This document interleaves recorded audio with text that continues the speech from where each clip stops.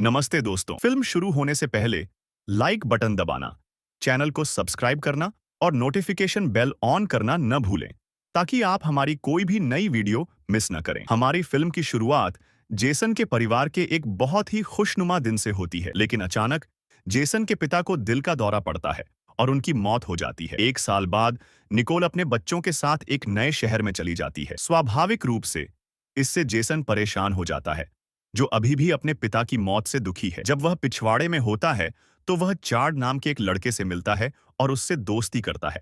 लेकिन जो बात संदिग्ध है वह यह है कि चार्ड एक ऐसी महिला के साथ जुड़ा हुआ है जो उससे बहुत बड़ी है। निकोल जेसन को नए जीवन में समायोजित होने में मदद करने के लिए समझाने की कोशिश करती है, लेकिन उसे लगता है कि निकोल ने उसे अपने दोस्तों और उस जगह से दूर कर दिया है जिसे वह अपनी पूरी जिंदगी जानता था। इसी दौरान उनकी खूबसूरत पड़ोसी कोर्टनी उनका स्वागत करने आती है। जिस पल वह अंदर कदम रखती है, जेसन के प्रति उसकी निगाहें सामान्य नहीं होती। ऐसा लगता है कि वह उसकी ओर आकर्षित है। हमें पता चलता है कि कोर्टनी एक विधवा है और एक कॉस्मेटिक्स फैक्ट्री में काम करती है। हमें यह भी पता चलता है कि निकोल स्थानीय हाई स्कूल में एक सामाजिक कार्यकर्ता के रूप में काम करेगी। जब कोर्टनी को उनकी आर्थिक स्थिति खराब लगती है, तो वह जेसन को अपने बगीचे में मदद करने के लिए एक अच्छी तनख्वाह वाली नौकरी की पेशकश करती है। जाते समय वह निकोल से उसके पति के बारे में पूछती है और निकोल रो पड़ती है। कोर्टनी समझ जाती है कि उसके पति का निधन हो गया है और उसे दोस्ती और समर्थन की पेशकश करती है और कभी भी उसका साथ न छोड़ने का वादा करती है। अब चार्ड की बात करते हैं। एक दिन उसे अपने घर में एक शोर सुनाई देता है। वह देखने जाता है और अचानक उस पर हमला हो जाता है। हमलावर उसके सिर पर मारता है और उसे पूल में फेंक देता है ताकि वह डूब जाए। अगली सुबह जेसन टीवी पर चार्ड की मौत की खबर देखकर चौंक जाता है और अपनी बहन को बताता है कि जब वे पहली बार आए थे तो उसने उससे बात की थी। स्कूल में अपने पहले दिन जेसन की मुलाकात डेनियल से होती है, जो उसे कुश्ती टीम में शामिल होने के लिए प्रोत्साहित करता है। डेनियल नोटिस करता है कि जेसन को एक लड़की पसंद है और उसे बताता है कि उसका नाम क्लारा है, यह बताते हुए कि वह हर कुश्ती मैच में आती है। अभ्यास के दौरान डेनियल को पता चलता है कि जेसन आर्थिक रूप से संघर्ष कर रहा है और सुझाव देता है कि वह कोर्टनी के लिए काम करे जैसे वह करता है। बाद में हम देखते हैं कि जेसन अपने पुराने स्कूल में एक कुशल पहलवान था, जिसने आसानी से अपने प्रतिद्वंद्वी को हरा दिया। प्रशिक्षण के बाद क्लारा उससे दोस्ती करती है और वह उसे सप्ताहांत में बाहर घूमने के लिए आमंत्रित करता है। जब वह लॉकर रूम में प्रवेश करता है तो वह एक आदमी को डेनियल पर हमला करते हुए देखता है। जब वह डेनियल से इसके बारे में पूछता है तो वह कहता है कि वह आदमी एक पागल अजनबी है जिसे उसने पहले कभी नहीं देखा। जेसन आखिरकार काम शुरू करने के लिए कोर्टनी के घर जाता है। वह उसे बताता है कि डेनियल ने उसे उसके साथ काम करने के लिए प्रोत्साहित किया और वह कहती है कि डेनियल उसके सबसे अच्छे कर्मचारियों में से एक है, लेकिन काम करने के बजाय वह उसे शराब की पेशकश करती है। बातचीत के दौरान वह अपने कपड़ों पर अपना ड्रिंक गिरा देती है और बदलने में उसकी मदद मांगती है। वह उसे बहकाती है और उनका शारीरिक संबंध बन जाता है। बाद में वह उसे एक पता और अग्रिम भुगतान देती है और उसे बताती है कि काम उस घर के बगीचे में होगा। अजीब बात यह है कि वह बाथरूम में रहने के दौरान चुपके से उसका वीडियो बनाती है। जब उसे पता चलता है कि वह फोन पकड़े हुए है तो वह उसे नीचे रख देती है और उसके साथ शॉवर में शामिल हो जाती है। बाद में वह घर लौटता है और अपनी मां को बताता है कि कोर्टनी ने काम की तारीख तय की और उसे अग्रिम भुगतान दिया। अगले दिन जेसन उस पते पर जाता है जो कोर्टनी ने उसे दिया था। जैसे ही वह काम करने के लिए तैयार होता है, घर की महिला उसे अनुचित व्यवहार से चौंका देती है और वह भाग जाता है। जब वह कोर्टनी के पास लौटता है और उसे बताता है कि क्या हुआ, तो वह हैरान हो जाती है और सोचती थी कि उसे पहले से ही काम की प्रकृति पता थी।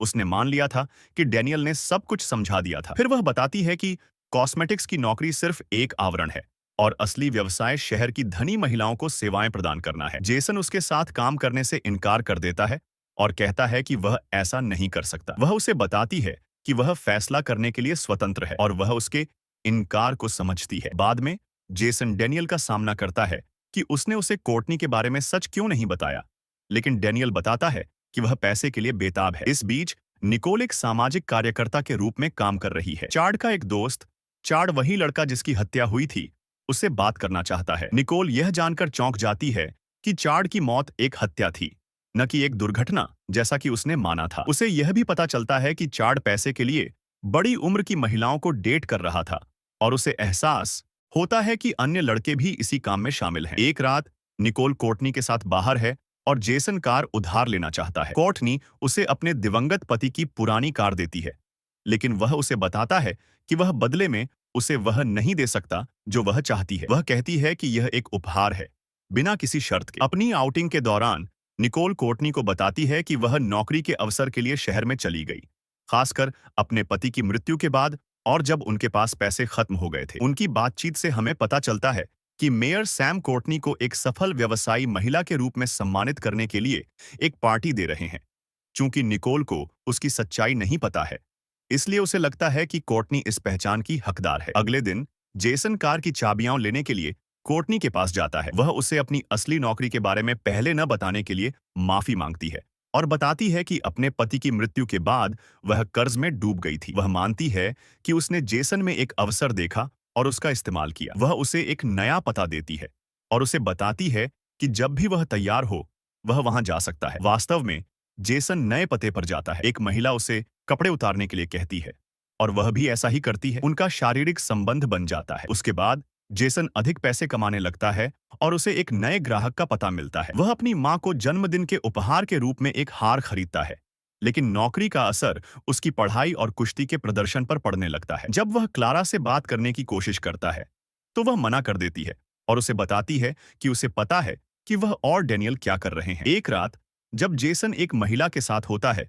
तो उसका पति अचानक लौट आता है। पता चलता है कि वह वही आदमी है जिसने पहले डेनियल पर हमला किया था। जेसन बिना देखे भाग जाता है, लेकिन अपनी बेल्ट पीछे भूल जाता है। जब वह घर लौटता है तो उसकी मां स्कूल में फेल होने पर उसका सामना करती है और उसके हालिया व्यवहार पर चिंता व्यक्त करती है। वह उससे वादा करता है कि वह अपनी पढ़ाई पर ध्यान देगा और इतना बाहर जाना बंद कर देगा। अगले दिन जेसन कोर्टनी के पास जाता है और उसे बताता है कि उसकी वजह से उसकी जान जाते जाते बची और घोषणा करता है कि वह अब उसके साथ काम नहीं करेगा। फिर वह डेनियल से मिलता है और उसे बताता है कि वह हमेशा के लिए कोर्टनी से नाता तोड़ रहा है। डेनियल उसे मनाने की कोशिश करता है, लेकिन जेसन को इतना दृढ़ देखकर वह बस उसे सुरक्षित रहने की कामना करता है। जब जेसन नहाने जाता है तो बाहर आने पर उसे कमरा खाली, दरवाजा बंद और लाइटें बंद मिलती हैं। बेंजामिन नाम का एक आदमी दिखाई देता है और उसे बताता है कि वह कोर्टनी के साथ काम करता है। वह मांग करता है कि जेसन काम करना जारी रखे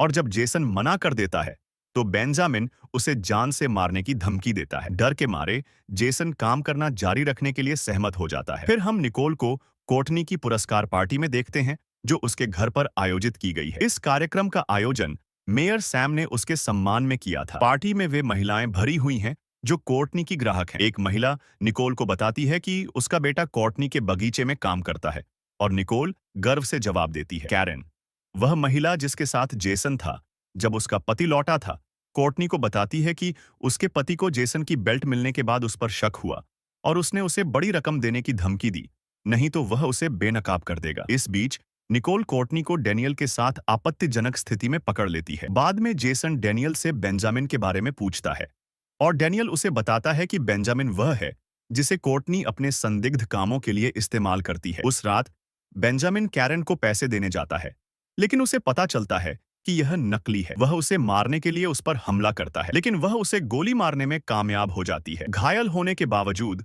वह उसे मार डालता है। फिर वह कोर्टनी के पास लौटता है और उसे बताता है कि क्या हुआ। वह बिना उसकी आज्ञा के काम करने और चार्ड को मारने के लिए उसका सामना करती है। फिर वह उसे मरने के लिए छोड़ देती है और उसके शरीर को अपनी कार में रख देती है। जब निकोल डेनियल को बुरी हालत में देखती है तो वह अपने बेटे को उससे दूर रहने के लिए कहती है। जेसन परेशान हो जाता है और उसे बताता है कि वह अपने फैसले लेने के लिए स्वतंत्र है। जेसन को तब कोर्टनी के फोटो एल्बम में चार्ड की तस्वीर देखने की याद आती है और वह उसे चुराने और पुलिस को सौंपने के लिए उसके घर में घुसने का फैसला करता है। उस रात मेयर सैम कोर्टनी से मिलने जाते हैं और जब वह वहां होते हैं तो जेसन को उसके कमरे में घुसने और एल्बम छीनने का अवसर मिलता है, लेकिन सैम उसे पकड़ लेता है और उसे रोकने की कोशिश करता है। इसलिए जेसन उसे मारता है और भाग जाता है। कोर्टनी उसे रोकती है और उस पर बंदूक तान देती है। निकोल को कोर्टनी के घर से शोर सुनाई देता है और वह उधर जाती है। खबरों में बताया गया है कि पुलिस ने बेंजामिन और कैरन को मृत पाया। मेयर सैम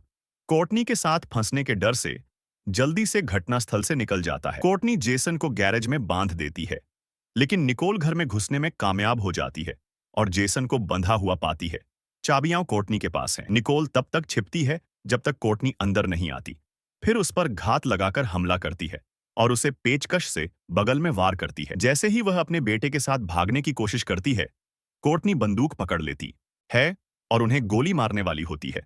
लेकिन जेसन की बहन जस्टिन अपने पिता की राइफल से उसे गोली मार देती है, जिससे उसकी मौत हो जाती है। 6 महीने बाद हम परिवार को अपने पुराने घर में खुशी से रहते हुए देखते हैं और फिल्म वहीं खत्म हो जाती है। अगर आपको फिल्म पसंद आई हो तो लाइक बटन दबाना, चैनल को सब्सक्राइब करना और नोटिफिकेशन बेल ऑन करना न भूलें, ताकि आप हमारी कोई भी नई वीडियो मिस न करें।